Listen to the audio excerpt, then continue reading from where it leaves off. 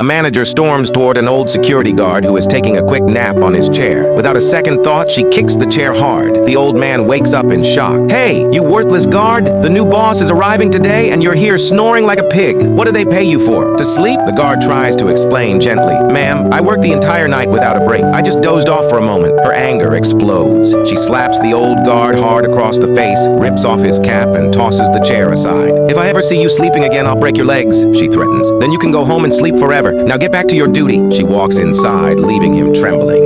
Moments later, a young man walks through the entrance. The guard sees him and salutes politely. But when the young man looks at the old guard, his eyes widen. "Dad?" The guard freezes. "Joseph, son, what are you doing here?" The young man smiles proudly. "Dad, I'm the new owner of this company." The old man hears his son's words and breaks down in tears. The son gets worried. "Dad, why are you crying?" The father wipes his eyes. "These are tears of happiness, son. God finally rewarded my years of struggle. But please, don't tell anyone here that I'm your father." The son is surprised. "Why not? Why wouldn't I tell them?" The father quietly whispers. "People will say, 'Look at him, such a big company owner, and his father is a guard working in the same building. It will damage your reputation. I don't want anyone to treat you differently because of me." The son speaks with pride. "Dad, what are you talking about? If I'm successful today, it's because of your hard work and your blessings. You are my identity. You are my inspiration, and I will proudly tell the world you're my father. I'm not ashamed. I'm honored. And Dad, I've been telling you for months to quit this job." The father smiles. "Enough, son. It's your first day. Go, focus on your work." The son bends down to touch his father's feet, seeking his blessing. As he bows, his car keys fall to the floor unnoticed. After the son walks away to his office, the father notices the keys. He picks them up and walks to the new boss's cabin. He steps inside with the keys. "Joseph, son, here are your car keys." Before the son can respond, the arrogant manager who slapped the guard earlier appears. She explodes again. "You stupid old man! How dare you address our boss by his first name? Have you forgotten your place?" Just then, the boss slaps the manager hard and shouts, "Do you have any idea who this man is?" She scoffs.